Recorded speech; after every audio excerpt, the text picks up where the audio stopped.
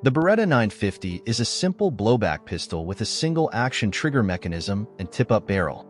The frame is made out of aluminum alloy. The slide and barrel are carbon steel.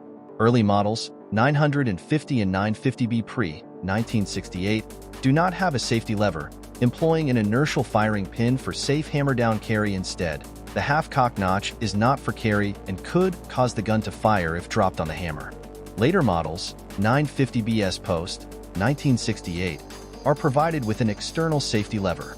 The Beretta 950 Jetfire chambered in .25 auto is a backup, self-defense pistol that is intended for undercover agents, police officers, or individuals licensed to carry a concealed firearm for self-defense.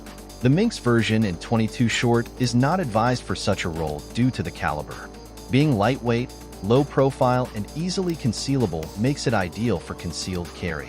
The tip-up barrel makes it easy to make safe and at the same time easy to make ready to fire, and being chambered in .25 auto means it is more reliable than similar pocket pistols chambered in .22 long rifle.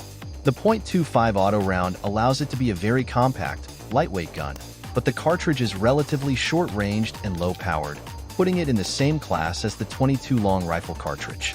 The accuracy of the pistol is adequate, but the small grip and short sight radius may limit some shooters to being effective only at short ranges, which, of course, is the range the gun was designed for. Users being timid about recoil can make it prone to bite. The slide can cut the top of the shooter's hand when fired, due to them holding the firearm too tightly.